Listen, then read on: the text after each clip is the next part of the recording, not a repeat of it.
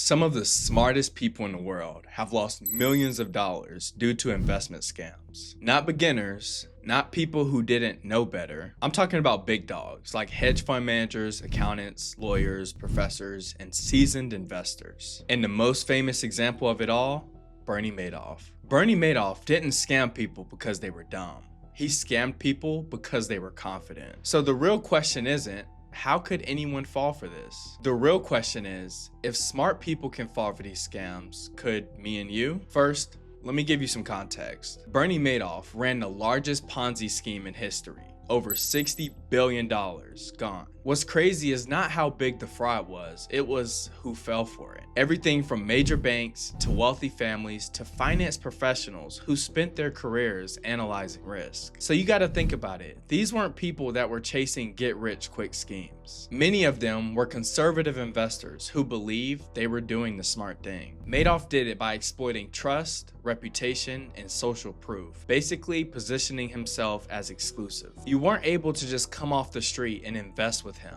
You had to be invited, which was the first red flag. Scams don't always look sketchy. Sometimes they look prestigious by tapping into your emotions to make you feel something. To be honest, if I had the victim's net worth, I probably would have fell for it too. And this, my friend, is where a lot of people get this wrong. Why intelligence isn't enough. As y'all know, I've covered a lot of scams on this channel. And one thing I want to be clear about this. Just because someone fell for a scam doesn't mean that they're dumb. And you are obviously smart because you're watching this video, being proactive about your money. In my Zelle video, I talked about how someone lost $4,000. This wasn't someone that was reckless or careless. They were just following what looked like to be normal banking behavior. The scam worked on him because it felt familiar, sounded official, and created urgency at the exact wrong moment. His intelligence didn't fail him. His trust was just exploited. And the same thing showed up in my fake Amazon driver video. People weren't trusting the drivers because they lacked common sense. They trusted the uniform, the badge, the delivery language, and the confidence. Or lastly, in my phone call scam video, I broke down how scammers impersonate tech support, investment firms, lottery companies, or government agencies. Their secret is they use calm, professional language to take control over the conversation. They don't rush at first. They sound measured, authoritative, and helpful. By the time urgency is introduced, the victim already feels like they're talking to a legitimate institution. The scam worked because it matches a pattern that their brain recognized as safe. Most people think intelligence protects them from these scams. It doesn't. In some cases, intelligence actually makes people more vulnerable. I know this sounds a little bit counterintuitive, but it's not. Their brain says, if this is fake, then someone would have already caught this already. That exact thought is what they're counting on. Now let's get into their head and talk about the psychological tricks scammers use. First, they create urgency by telling you that the window is closing. Second, they manufacture scarcity by only telling you that a few spots are left. They use social proof by pointing to the other people who are already in. And fourth, they simplify upside while blurring risk. You see this in Ponzi schemes and you see it in fake crypto projects. Common mistakes even smart people make. One of the biggest mistakes that the smartest people make is trusting their intuition over verification. Another mistake is trusting presentation over substance. Everything from clean websites to polished pitch decks to professional branding, it creates the false illusion of security. Some investors even skip independent verification because they don't want to appear to be uninformed. That has never made sense to me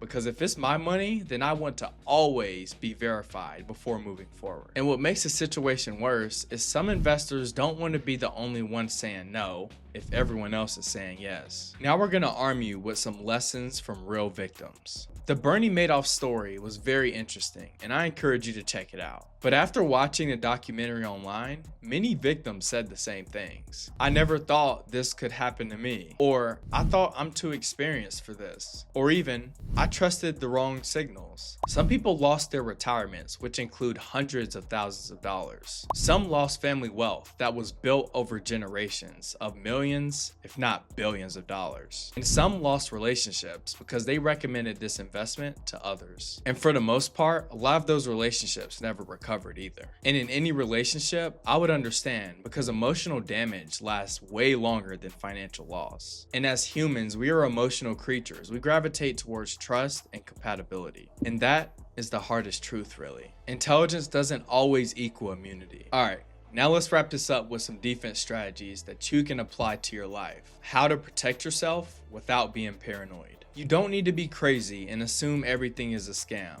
You just need systems. Number 1, verify independently. Never just rely on one source of truth. Number 2, be skeptical of anything that says guaranteed or unusual consistent returns. Number 3, take a deep breath and slow down when urgency is used as a weapon. Number 4, ask where the money comes from and how it's generated, step by step. And number 5, consult people who have nothing to gain from your decision. Here's a simple rule to remember. If an investment can't survive basic transparency, it doesn't deserve your money. Red flags you should never ignore. If someone pressures you to invest quickly, that's a red flag. If they discourage outside opinions, it's a red flag. If the strategy is over complex and poorly explained, it's a red flag. If the returns sound too smooth, even in a real market, it's a red flag. Scams thrive in secrecy and speed. Real investments survive scrutiny and time. And they build stories that sound familiar and logical. Alright, so what are the key takeaways? The biggest lie about investment scams is that they only happen to careless people.